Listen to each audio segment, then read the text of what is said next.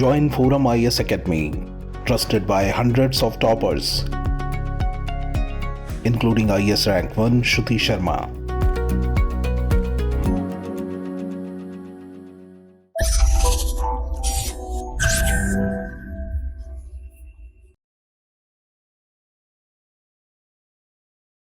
Hello friends, this is Gautam Pandey coming up with the next round of बस 5 minute. In this video we will discuss about artificial intelligence और साथ ही साथ ये भी समझेंगे how it can help the environment. So first of all let's see why it in news. आखिर ये AI news में क्यों है, पहले जरा इसको समझते हैं. देखिए, रिसेंटली आर्टिफिशियल इंटेलिजेंस से रिलेटेड एक आर्टिकल इंडियन एक्सप्रेस में पब्लिश हुई थी जिसमें डिस्कस किया गया है कि how AI can help the environment. So इस वीडियो में हम इसी आर्टिकल को डिस्कस करेंगे. ब्रीफ में एआई को डिस्कस करते हुए समझेंगे how AI can help the environment. तो चलिए शुरू करते हैं. फर्स्ट ऑफ ऑल एआई से रिलेटेड इंपॉर्टेंट पॉइंट को डिस्कस करते हैं कि आखिर ये एआई क्या होता है, आर्टिफिशियल इंटेलिजेंस क्या होता है. अगर हम लेमन टर्म में आर्टिफिशियल इंटेलिजेंस को समझें तो इसे ऐसे समझिए कि it is a way of making computer where a computer control robot और software perform human like task. Means AI क्या करता है, इस तरह के कंप्यूटर को बनाता है या सॉफ्टवेयर को डेवलप करता है जो ह्यूमन लाइक टास्क को कंप्लीट कर सकते हैं. एआई मशीन ऐसी एबिलिटी को प्रोड्यूस करता है जिसमें मशीन एआई की हेल्प से ह्यूमन लाइक थिंक कर सकता है, यहाँ पर लर्न कर सकता है एंड प्रॉब्लम सॉल्व कर सकता है. जिस तरह के हम डिसीजन मेकिंग वगैरह लेते हैं उस तरह की डिसीजन मेकिंग भी ले सकता है. मीन्स हमें क्या करना है क्या नहीं करना है, इस तरह की डिसीजन मेकिंग की एबिलिटी भी एआई में होती है. रिसेंटली आपने चैट जीपीटी का नाम सुना होगा या आप में से बहुत सारे लोग ऐसे भी होंगे जो इसे यूज भी कर रहे होंगे, जिसमें चैट जीपीटी क्या करता है, आप कोई भी क्वेश्चन पूछिए उसको आपको आंसर में प्रोवाइड करा देता है.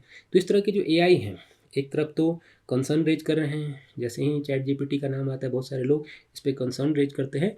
अदर हैंड बहुत सारे एक्सपर्ट्स का मानना है कि इस तरह के एआई इन्वायरमेंट के लिए हेल्पफुल हो सकते हैं. तो रिसेंटली अगर हम बात करें तो टेक जाइंट माइक्रोसॉफ्ट ने अपने एक रिसर्च के बेस पे कहा है कि एआई 2030 तक, ये पॉइंट याद रखिएगा, 2030 तक 4% ग्रीन हाउसेज गैसेज का इमिशन कम कर सकता है, रिड्यूस कर सकता है.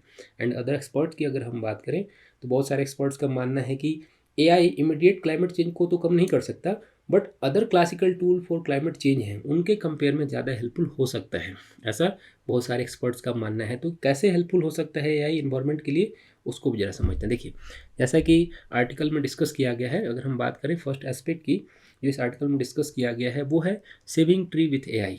इसमें कहा गया है कि according to article deforestation more than 10%, यह पॉइंट याद रखिएगा, more than 10% of global green house gases का इमिशन के लिए रिस्पॉन्सिबल होता है. एंड एक रिपोर्ट के अकॉर्डिंग अगर हम बात करें तो एआई का यूज करके जितने भी वर्ल्ड वाइड अथॉरिटीज़ हैं उन्हें एम्पावर किया जा सकता है एंड इलीगल डिफॉरेस्टेशन को रोका जा सकता है, जिससे वर्ल्ड वाइड 2030 तक जो रिपोर्ट में कहा गया है 29 गीगा टन इमिशन को सेव किया जा सकता है. तो समझिए कि एआई को यूज करके आप क्या कर सकते हैं, 2030 तक 29 गीगा टन इमिशन को सेव किया जा सकता है, ऐसा एक्सपर्ट्स का मानना है.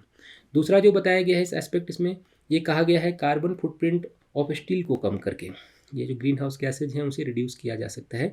कैसे किया जा सकता है इसको जरा समझते हैं. देखिए, कंस्ट्रक्शन के लिए जो इंपॉर्टेंट एस्पेक्ट होता है, कंपोनेंट होता है, वो होता है स्टील एंड होता है सीमेंट.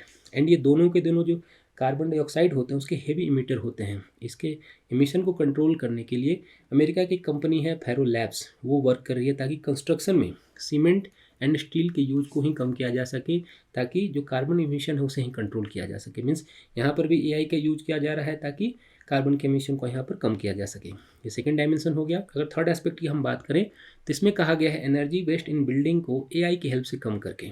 एक रिसेंट रिपोर्ट में कहा गया है कि हांगकांग, आप सभी जानते होंगे बड़ी सिटी है, उसमें कहा गया है कि हांगकांग में एनर्जी यूज का जो बिल्डिंग पार्टिसिपेंट होता है ये होता है 60%. मीन्स वहाँ पर जितनी भी बिल्डिंगें हैं उसमें जितनी भी एनर्जी यूज होती हैं वो सिटी के कार्बन एमिशन में 60% रिस्पॉन्सिबल होती है. मीन्स 60% जो कार्बन एमिशन होता है ये सिर्फ और सिर्फ जो बिल्डिंग के यूजेज वगैरह है एनर्जी के उसके कारण होता है. तो इस तरह के एमिशन को एआई की हेल्प से रियल टाइम ट्रैकिंग करके एंड फ्यूचर एनर्जी डिमांड को प्रिडिक्ट करके एमिशन को कंट्रोल किया जा सकता है, ऐसा बहुत सारे एक्सपर्ट्स का मानना है. अगर हम आगे बात करें अगले एस्पेक्ट की तो ये कहा गया है स्मार्ट फार्मिंग के लिए. देखिए, क्लाइमेट चेंज के कारण क्या है, एग्रीकल्चर मैक्सिमम वल्नरेबल है. जैसा कि आप क्या देखते हैं, अनप्रिडिक्टेड पूरी तरह से टेम्परेचर होता है, कभी वेदर की पूरी तरह से अनप्रिडिक्टेबल होती है, जिसके कारण जो हमारी एग्रीकल्चर होती है वो बहुत ज़्यादा हार्म होती है उसकी.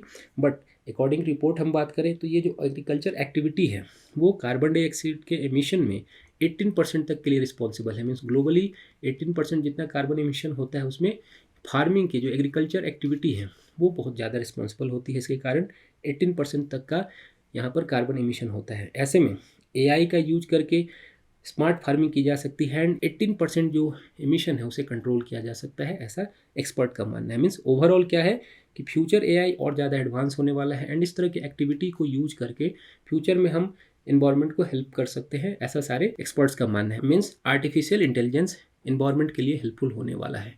तो होप आपको ये सारी बातें समझ में आई होंगी। Thanks for watching.